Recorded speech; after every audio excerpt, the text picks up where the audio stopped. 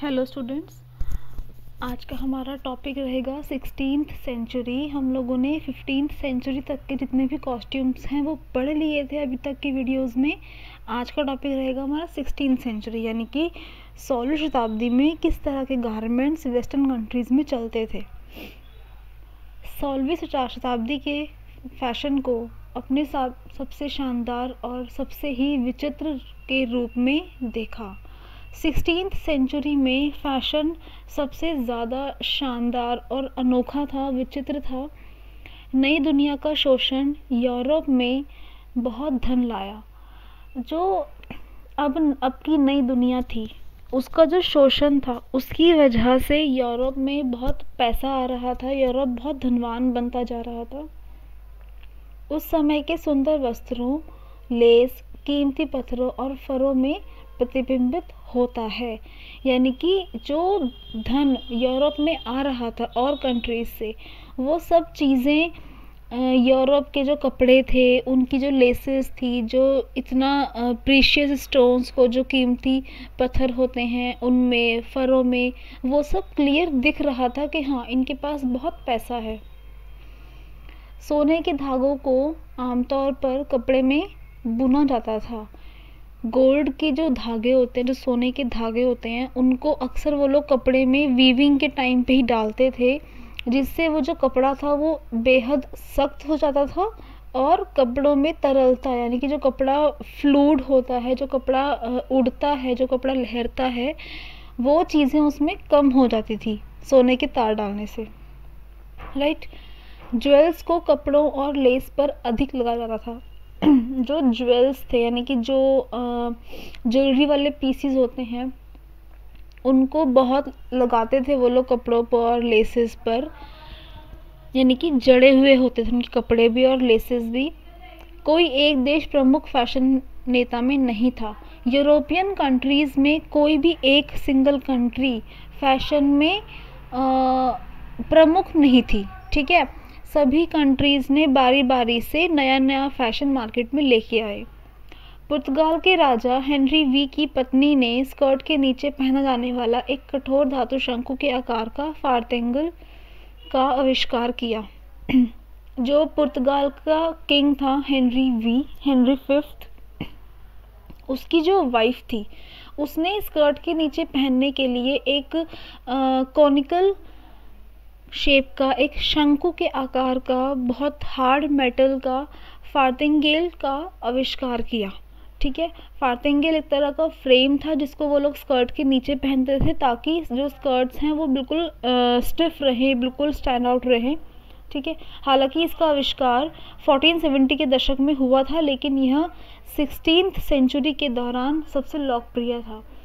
इस फार्तिंगेल का आविष्कार जो था, इसका जो इनोवेशन था, वो 1470 में हो गया था, लेकिन इस सदी में 16th सेंचुरी में ये मार्केट में बहुत लोकप्रिय हुआ, लोगों ने बहुत इसको पसंद किया। फार्तिंगेल की यह शैली फ्रांसीसी और ब्रिटिश में लोकप्रिय हो गई। जो ये स्टाइल था फार्तिंगेल का, कठोर धातु का, कॉनिकल शेप का, ये फ्रांस और ब्रिटिश कंट्रीज़ में बहुत ज़्यादा लोकप्रिय हो गई, लोगों को बहुत पसंद आने लगी। आराम इस सदी के दौरान सुंदरता के लिए चुकाई गई कीमत थी। इस सेंचुरी के जितने भी कपड़े थे, जितने भी क्लोथिंग थी वुमेन की या फिर मेन की, उसमें किसी में भी ना कंफर्टेबिलिटी नहीं थी, आराम नहीं था। ठीक है, तो आराम कीमत चुकाई गई थी सुंदरता की, यानी कि जो कपड़े सुंदर लगते थे वो कंफर्टेबल नहीं थे, लेकिन फिर भी लोग उसको पहनते थे। महिलाओं ने वस्कीन्स नामक एक लोहे के पिंजरे को पहना था। महिलाओं ने अपने कपड़ों के ऊपर एक लोहे का पिंजरा जैसी शेप का वस्कीन्स पहना। वस्कीन्स कॉर्सेट के रूप में काम करते थे, जैसे मैंने आप लोगों को बताया हुआ है पहले भी। कॉर्सेट्स क्या होते हैं? कॉर्सेट्स को कपड़ों के ऊपर पहनते हैं, जिससे जो वेस्ट होती है उसको हम बहुत स्लिम दिखा सके। ठीक है, तो वस्कीन्स कॉर्सेट की तरह ही उसी तरह से काम करते थे और बोल्ट द्वारा बांधे जाते थे। क्योंकि वस्कीन्स लोहे के बने हुए थे, इसलिए उनको बंद करने के लिए बोल्ट्स की, यानी कि पेच की ज़रूरत पड़ती थी। वो नॉर्मली बंद होते ही नहीं थे। वस्कीन्स के नीचे महिलाओं ने एक लंबा नुकीला उपकरण पहना था जिसे पेटी कहा जाता था। वेस्कीन्स के नीचे भी महिलाओं ने कुछ पहना हुआ था, एक लंबा एक नुकीली शेप का पीस था, ठीक है, जिसको पेटी या फिर स्टमक कहते थे, ठीक है। इससे जो है पेट को चपटा कर देता था, ठीक है। ये स्टमकर जो होता था, जो पेटी होती थी, इससे जो भी अगर कोई मोटा है कोई या फिर ठीक शेप की महिला है, उसके पेट को बिल्कुल फ्लैट कर देते थे, ठीक है, इस स्टमकर से, इस पेटी से। परफ्यूम, सुगंधित तेल लोकप्रिय थे क्योंकि बहते पानी के बिना खुद को साफ रखना मुश्किल था। देखो आज के समय पे क्या होता है कि सबके घरों में बाथरूम्स बने हुए हैं, ठीक है, फ्रेश वाटर आता है, बहता हुआ पानी आता है, लेकिन उस समय पर इतनी फैसिलिटीज़ नहीं थी, बहता पानी था ही नहीं, इसलिए खुद को साफ रखना बहुत मुश्किल होता था। इसीलिए उस समय पे परफ्यूम्स और सेंटेड ऑयल्स, ये सब चीज़ें बहुत ज़्यादा लोकप्रिय थी। ऐसा कहा जाता है कि इंग्लैंड की महारानी एलिजाबेथ फर्स्ट ने अपने जीवन काल में केवल 3 स्नान किए थे।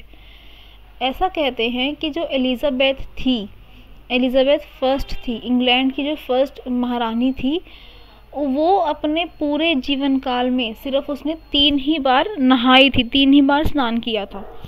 साधारण लेस ट्रिम्ड कॉलर से रफ बनाया गया था। जो सिंपल लेसेस थी, ठीक है, लेसेस के कॉलर से एक रफ वाला कॉलर बनाया गया था। देखो रफ क्या होता है कि जो हमारे गारमेंट से हटके गर्दन के चारों ओर पहनते हैं उसको रफ कहते हैं। मैं आपको इसकी इमेज भी दिखा देती हूँ। जो ये इस लेडी ने पहना हुआ है ये रफ है, ठीक है, ये गारमेंट से अटैच नहीं होता, ये अलग होता है, इसको रफ बोलते हैं। एक गोलाकार फेस फ्रेमिंग कॉलर, ठीक है, फेस को चेहरे को फ्रेम करने के लिए एक राउंड कॉलर, उसको रफ कहते हैं। रफ ने सिर की मूवमेंट को भी बाधित किया क्योंकि रफ पहनते थे वो सिर के चारों तरफ, गर्दन के चारों तरफ, जिस वजह से वो सिर की मूवमेंट भी नहीं होती थी, इसलिए केवल उच्च वर्ग ही इसे पहन सकता था। इस प्रकार व्हाइट कॉलर वर्कर शब्द को जन्म दिया गया। क्योंकि ये बहुत कॉस्टली भी होता था, ठीक है, सिर की मूवमेंट भी इसमें बाधित होती थी, इसीलिए जो हाई क्लास फीमेल्स थी, जो उच्च वर्ग की महिलाएं थी, सिर्फ वही इसको पहनती थी। इस तरह से एक वाइट कॉलर वर्कर भी शब्द को जन्म दिया गया। वाइट कॉलर वर्कर होते हैं जो हाई क्लास वर्कर होते हैं, और ब्लू कॉलर वर्कर यानी कि जो लो क्लास वर्कर होते हैं, ठीक है। फैशन को प्रभावित करने वाली इस सदी की 2 महान रानियां इंग्लैंड की एलिजाबेथ फर्स्ट और फ्रांस की कैथरीन दे मेडिसी थी।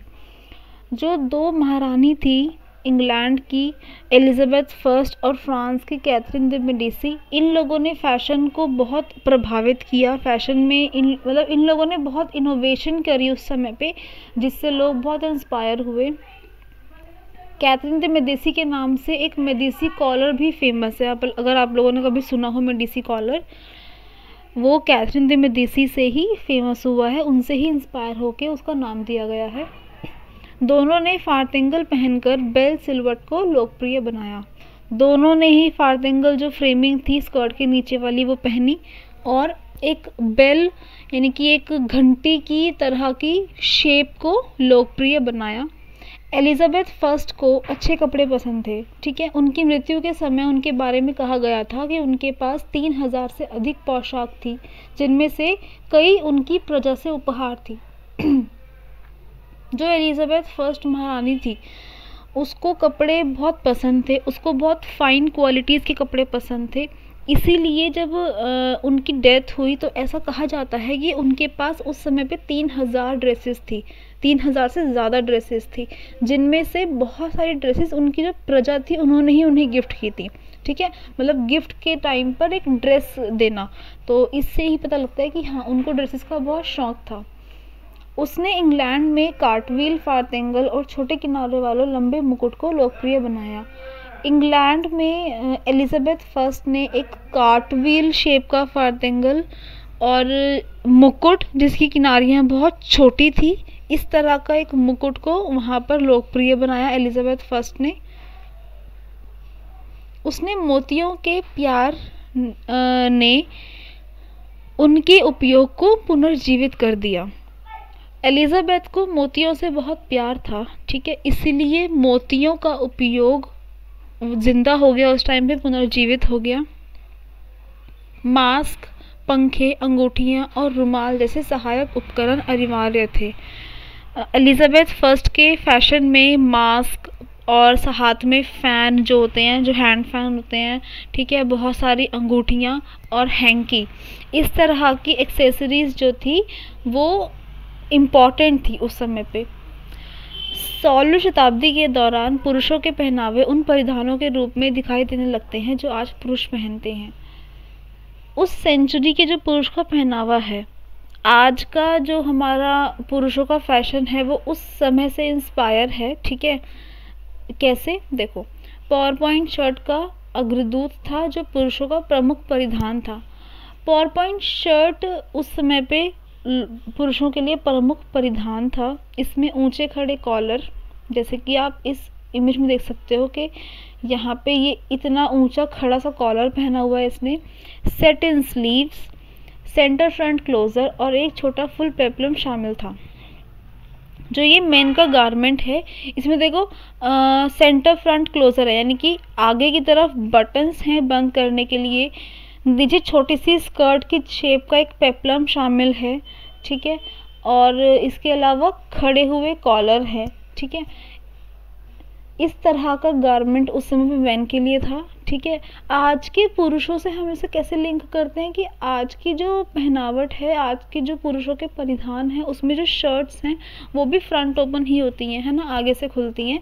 तो इसी तरह से उसको हम आज के जो फैशन है उसको उस समय से इंस्पायर करके हम उसको करके देख सकते हैं, ठीक है। कोट पीस और होज सहित पुरुषों के कपड़ों पर स्लैशिंग आम थी। उस समय के पुरुषों पर कोट पीस और होज, ये दो चीज़ें, इन्हीं के साथ साथ पुरुषों के कपड़ों पर स्लैशिंग यानी कि कट कॉमन था। एक स्कर्ट जैसा पीस कमर के चारों ओर बांधा जाता था और आमतौर पर घुटने तक बढ़ाया जाता था। इस इमेज में तो नहीं है, लेकिन हाँ, इसी के ऊपर वो लोग एक कपड़े को बांधते थे अपनी कमर के चारों तरफ, जिसकी लेंथ घुटने तक होती थी, ठीक है। तो ये भी उनके गारमेंट्स का एक हिस्सा था, एक भाग था, ठीक है। ये हमारा हुआ 16th सेंचुरी का कॉस्ट्यूम। इसके आगे का हम इसके नेक्स्ट वीडियो में पढ़ेंगे। आज के लिए इतना ही। Thank you.